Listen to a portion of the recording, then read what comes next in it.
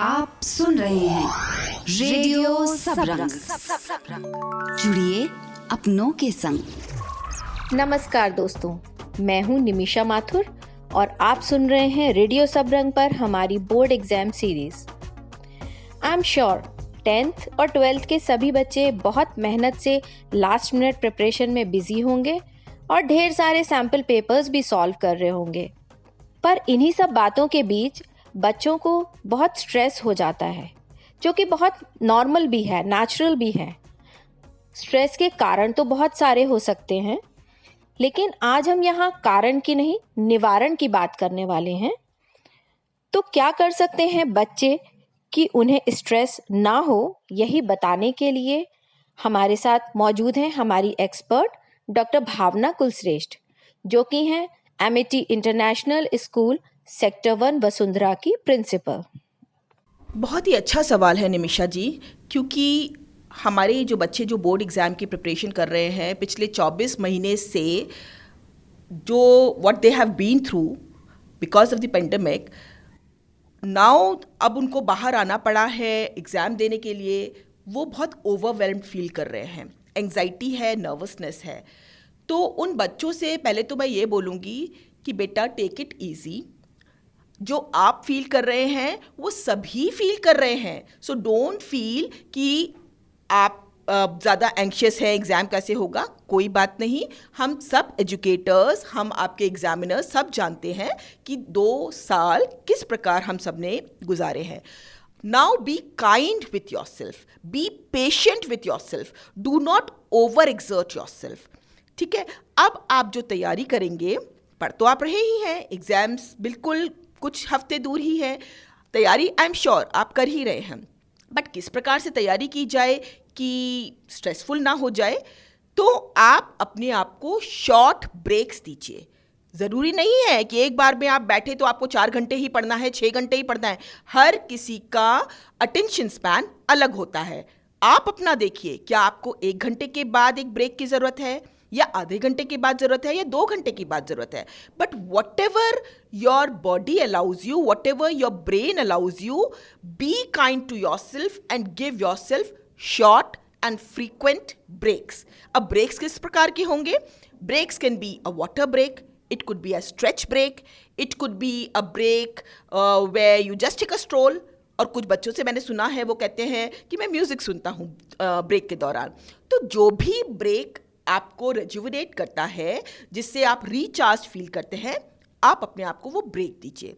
Break के बाद अब अच्छा खाना भी ज़रूरी है। मुझे पता है हमारे बच्चे आजकल क्या करते हैं, बहुत स्विगी जोमेटो एंड बाहर से फूड ऑर्डर करना, ये सब चल रहा है, बट इससे आपको हेल्दी तो न्यूट्रिशन नहीं मिलता ना। तो आप अपने जो डेली शेड्यूल है, आप उसमें लिख लीजिए कि आपको हेल्दी, होलसम, होममेड फूड ही खाना है। जब तक वो आप अच्छे से खाना नहीं खाएंगे तो आप पढ़ भी नहीं सकेंगे। जिसकी हेल्थ साथ नहीं देती वो कभी भी ज़िंदगी में इन मटीरियल सेंस भी सक्सेसफुल नहीं हो पाता। So eat well, once in a while okay, कभी महीने में 1 बार, महीने में 2 बार आपने कुछ जंक फूड खा लिया, आई अंडरस्टैंड, बट रोज़ आपको हेल्दी, होलसम, होममेड फूड ही खाना है। और नींद पूरी होनी चाहिए। अगर आप तैयारी करने के लिए रात भर पढ़ रहे हैं तो उससे आपकी हेल्थ ख़राब हो जाएगी।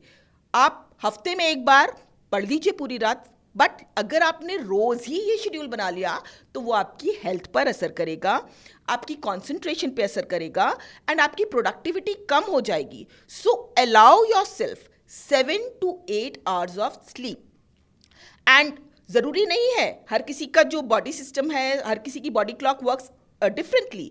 तो कई लोग होते हैं जो रात में जिनकी प्रोडक्टिविटी बहुत अच्छी रहती है, कुछ लोग होते हैं जो अर्ली मॉर्निंग 4 o'clock से करते हैं। You have to understand what works best for you, but whatever you do, be kind to yourself and allow yourself good 7 to 8 hours sleep. उसके बाद एक फिजिकल एक्टिविटी ज़रूर होनी चाहिए, outdoor physical activity. It could be running, it could be jogging, it could be walking, it could be cycling, it could B अगर आप बाहर नहीं जा पाए, पूरा दिन पढ़ाई में गुजर गया और आपको ध्यान आया कि अरे आज तो मैंने कोई फिजिकल एक्टिविटी नहीं की, कोई बात नहीं, climb up and down the stairs, वहाँ भी आपको थोड़ी एक्टिविटी मिलती है, थोड़ी खुली हवा भी मिल जाती है. So do whatever, but एक फिजिकल एक्टिविटी आपके शेड्यूल में होना ज़रूरी है. So there are 4 things that I said to keep yourself de-stressed. First, allow yourself short and frequent breaks. दूसरी बात, eat healthy wholesome homemade food. तीसरा, 7 to 8 hours of sound sleep. और चौथी बात कि you have to do some kind of physical activity every day. So that will keep you de-stressed.